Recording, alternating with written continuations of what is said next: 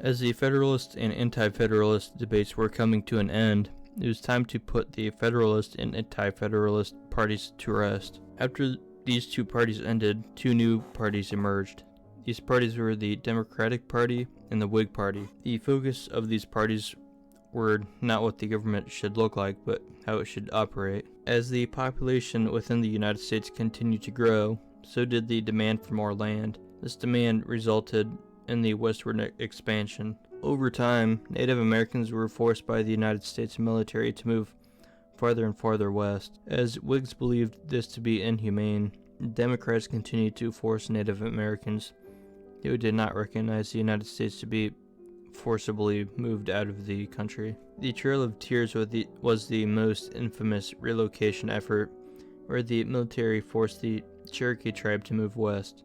This ended up killing about 50% of their population. In Florida, many tribes refused to leave their land and ended up fighting the United States military in small wars until they were kicked out or wiped out. The West was first settled by Spanish explorers like discussed earlier. Soon after, over 100,000 people flooded into California in search for gold. The city of San Francisco grew to a population of about 250,000 people. In the process, the Oregon Trail was created by settlers to connect the East and West. This trail was used by about 300,000 people and was the first major route connecting the two coasts of the United States. While Whigs did not care about expanding territory and wanted to focus on industrialization, Democrats wanted to enact Manifest Destiny, a movement to expand westward in an effort to build more farms. In 1846, the Mexican-American War kicked off.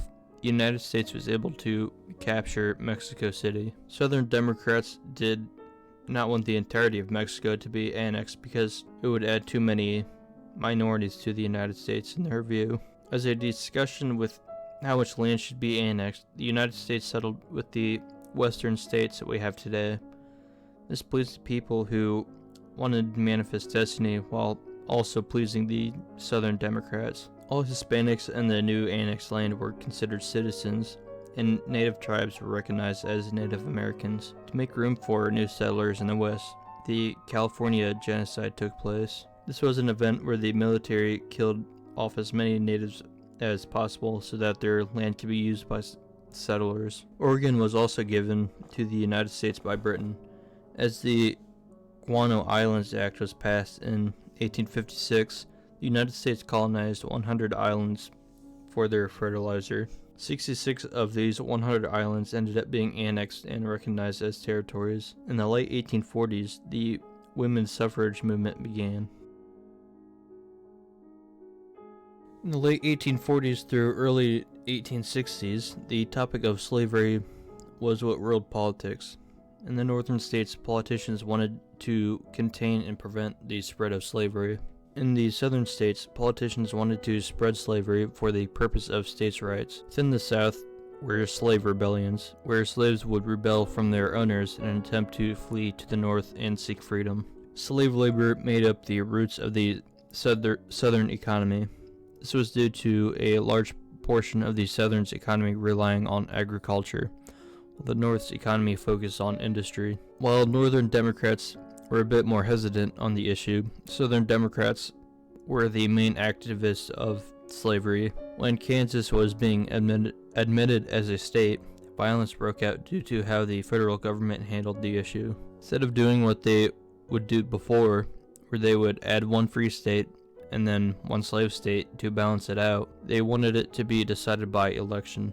This caused thousands of people to flock to Kansas. The people who went to Kansas were mostly pretty radical in their views on slavery. This resulted in people killing each other in an attempt to reduce the other side's vote counts. This event was called Bleeding Kansas. The Supreme Court then ruled that black people were not to be considered citizens of the United States. This angered many Northern Republicans. One of these very angry Republicans was a senator from Illinois named Abraham Lincoln. As he was angered, Lincoln ended up running for president in the 1860 presidential election. After he was chosen and nominated as the presidential nominee by the Republican Party, he then went to win the election, becoming President of the United States. With the victory of a Republican candidate, the Southern Democrats decided to secede from the Union. They ended up forming their own central government called the Confederate States of America. On April 12, 1861, the Civil War began when the Confederate States attacked the United States. Well, at first it looked like the Confederate States were on track to win. The United States, with its industry, was able to have stronger endurance, leading to a Northern victory. The Civil War was and still is the deadliest war for the United States, resulting in the death of over 750,000 people. After the war, Reconstruction took place. Black people were freed from slavery.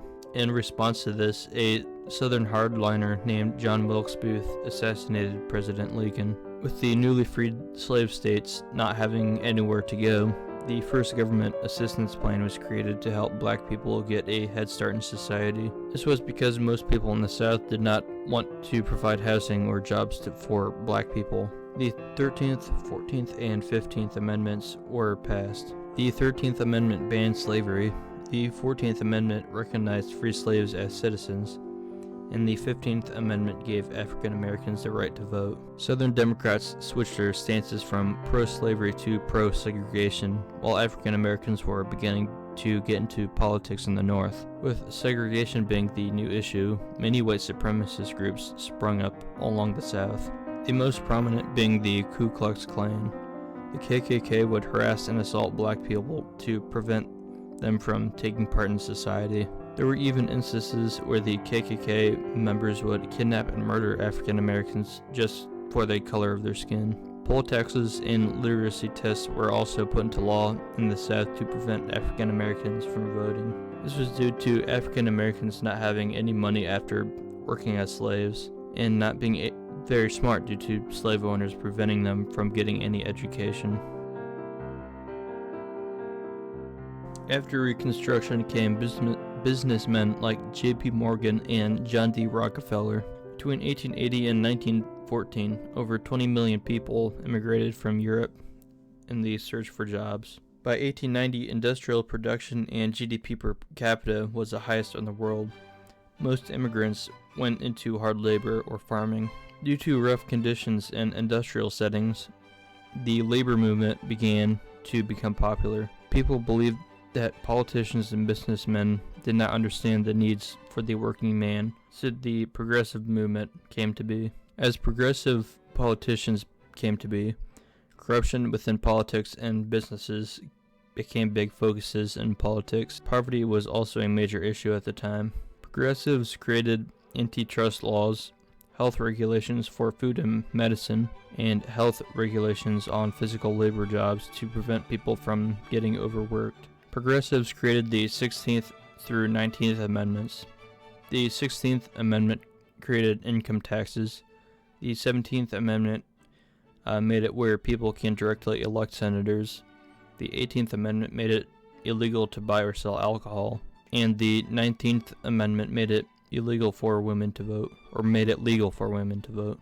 Labor unions were created in specific trades to help workers get paid good salaries and be treated with good work conditions. After the government under Grover Cleveland attempted to shut down labor unions with military force, socialism to some people seemed to be a better alternative to capitalism. Competition with markets was later promoted by the government. Under William McKinley, the gold standard was created and tariffs were raised. At this point in time, the American economy was the strongest economy in the world. The Federal Reserve and credit unions were created during these times. At this point in history, the American economy is booming. The United States continued to buy up land from Native Americans to make way for a growing population. After the Spanish-American War, the United States was seen as a global power to other countries like Britain, France, and Russia.